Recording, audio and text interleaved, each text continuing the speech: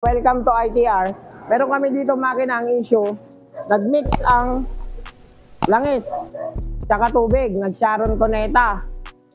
Ngayon, ang unang assessment, nung nakakabit pa siya sa sasakyan, nagpalit kami ng oil cooler dito. Oil cooler tsaka nitong cylinder head. Meron pa rin siyang leak. Ngayon, ang natitira black na lang. Hindi namin ma-prove sa may-ari kung saan namin makikita yung leak.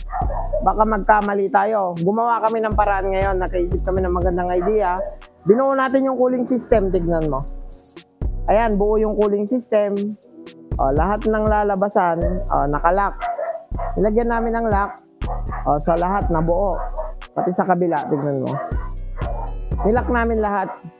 Ayan. Tapos nilagyan namin dito ng tubig.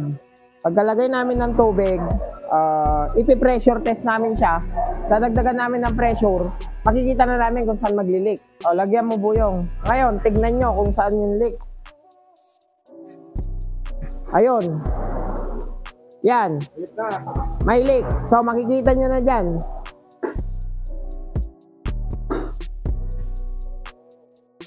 Ano? Kitang-kita? Yabes?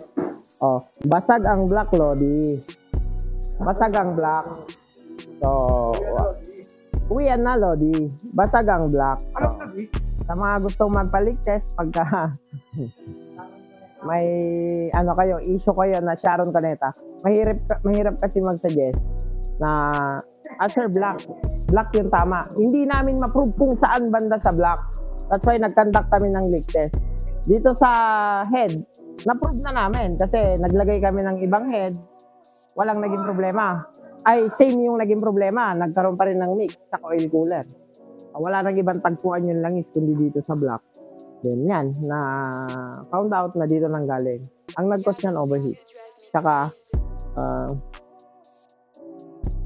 tubig yung nilalagay sa cooling system, hindi coolant. Okay. So, leak test. Isa ba? Tignan mo. Kahit yan tumatagas na lang. Oh, look.